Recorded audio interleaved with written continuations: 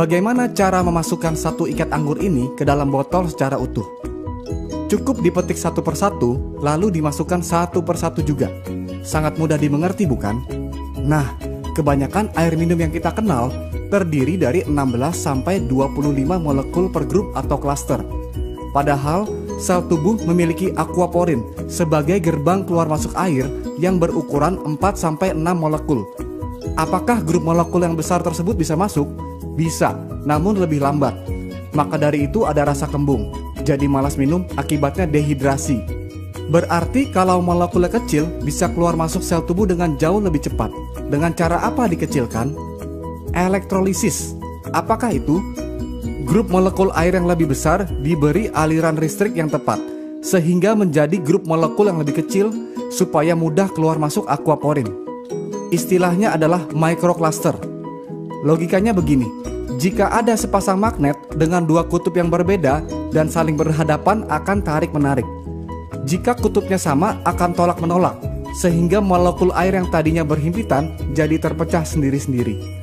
Belum lagi, di inti sel terdapat ion positif yang membuat molekul air yang berion negatif ini tertarik masuk ke dalamnya dan meninggalkan ion negatif di membran atau dinding sel, sehingga sel tubuh pun menjadi tidak lengket. Mengapa air ini penting sekali? Karena kerjanya berdampingan dengan detak jantung. Ketika jantung berdetak, sel berkontraksi sehingga terkompres dan mengeluarkan karbon dioksida dan toksin atau racun. Inilah yang disebut dengan detoksifikasi. Lalu jantung berdetak lagi dan sel mengembang lagi, kemudian menarik oksigen dan nutrisi. Proses ini terjadi di dalam hemoglobin, yang adalah protein yang mengandung zat besi di dalam sel darah merah yang berfungsi sebagai pengangkut. Detak jantung ini ada voltasenya. Manusia sehat dan normal berada di voltase 120 mV. Karena semakin tua dan pengaruh oksidasi, voltasenya akan turun bertahap ke 100 mV, lalu ke 80 mV. Jika sampai menyentuh 60 mV sudah sangat berbahaya, karena disinilah titik tubuh dalam kondisi kronis. Karena oksidasi itu adalah proses penuaan atau karat yang secara langsung mempengaruhi zat besi dalam hemoglobin. Akibat oksidasi adalah tubuh menjadi asam, lalu muncul berbagai penyakit kronis seperti kanker, diabetes, inflamasi, dan sebagainya. Berarti air yang baik sangat dibutuhkan oleh tubuh. Sumber air yang dikenal berkhasiat terbentuk akibat tersambar petir dan pergesekan dengan batu-batuan di alam. Tetapi mata air seperti ini sangat terbatas jumlahnya. Yang Enegic lakukan adalah membersihkan air keran terlebih dahulu dengan filternya, lalu menangkap fenomena sambaran petir tersebut dengan disetrum melalui 7 plat titanium berlapis platinum yang bisa mengeluarkan air minum berkhasiat tinggi yang disebut dengan air Kanggeng pH 8,5, lalu pH 9 yang lebih kecil molekulnya, lalu pH 9,5 yang lebih kecil lagi molekulnya untuk transportasi yang lebih baik. Jika ukuran kemampuan elektrolisis adalah kombinasi antara power, amperage, dan surface area, maka ini adalah faktor kunci dalam memilih sebuah mesin. PEU adalah Potential Electrolysis Unit. SD501 memiliki 230 watt, 2,5 ampere, dan 466 square inch, sama dengan 267.950 PEU.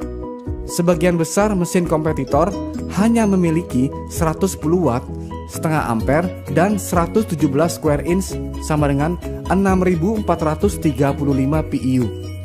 Berarti kemampuan mesin kompetitor hanya 2,4% saja dari SD501. Dan harga mesin kompetitor pun bukan tergolong murah. Malahan mahal sekali, dengan kemampuan yang mendekati saja pun tidak. Hanya harganya saja yang mendekati. Belum lagi harus betul-betul teliti apakah power supply-nya transformer atau switch mode. Transformer adalah alasan mengapa sebuah mesin disebut alat kesehatan karena tegangannya stabil. Sedangkan switch mode tegangannya naik turun alias tidak stabil. Alasannya supaya hemat energi, padahal supaya pelatnya tidak meleleh karena bahannya mesh yang lebih murah. Saya perjelas, ini ada bolam 100 watt dengan filamen yang tebal. Yang ini bolam 40 watt dengan filamen yang tipis. Jika bola 40 watt dinyalakan di tegangan 100 watt akan putus karena tidak mampu menahan daya yang tinggi. Demikian halnya dengan plat yang digunakan di dalam mesin. Mengapa daya tinggi yang stabil sangat dibutuhkan? Karena tujuan ionisasi air adalah untuk menstruktur ulang molekul. Molekul air adalah H2O. Lalu gugus kimianya diilustrasikan seperti ini. Jika dua molekul air diberi 2 elektron, akan menghasilkan gas hidrogen dan 2 hidroksil yang berguna dalam proses detoksifikasi di atas. Karena yang kita inginkan adalah hasil air seperti ini dengan mesin Enegic, bukan hasil air seperti ini yang kadang jadi, kadang tidak. Maka dari itu, jarang sekali ada kesaksian lokal yang nyata dari mesin kompetitor. Minumnya pun jadi tidak percaya diri kalau airnya belum pasti jadi. Nah, gas hidrogen yang larut dalam air inilah yang hanya bisa dinikmati oleh pemilik mesin saat air keluar langsung dari mesin. Inilah antioksidannya. Begitu air yang berantioksidan tinggi diminum, yang terjadi adalah voltase tubuh akan di-charge kembali ke voltase normal. Tolak ukur antioksidan adalah ORP, Oxidation Reduction Potential. Lalu hidroksil inilah yang menyebabkan airnya menjadi alkalized atau basa secara elektrik, bukan karena tambahan bahan kimia. Karena rasio hidroksil berubah, maka menyebabkan pH menjadi ikut naik. pH adalah singkatan dari potential of hydrogen. Semakin tinggi rasio hidroksil, akan semakin tinggi pula hidrogen yang dihasilkan. Akibatnya adalah jika asam menjadi basa, maka sel kanker dan penyakit akan mati dengan sendirinya karena bukan lingkungannya untuk berkembang biak. Berapa lama waktu yang dibutuhkan untuk membersihkan seluruh tubuh? Contoh, jika berat tubuh seseorang adalah 80 kilo dan 75% tubuh manusia adalah air, maka berat air dalam tubuhnya adalah 60 kilo, yang berarti tubuhnya terdiri dari 60 liter air. Jika minum 4 liter per hari, maka perlu 15 hari atau sekitar 2 minggu untuk bersih-bersih. Jika minum 2 liter per hari, maka perlu 30 hari atau 1 bulan untuk bersih-bersih.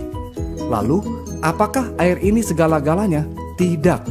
Masih perlu pola makan, istirahat, olahraga, dan kontrol emosi yang baik. Tetapi jangan lupa, air adalah unsur yang paling banyak di badan, 75%. Jadi cara pertama untuk sehat adalah bereskan dulu yang paling banyak di badan.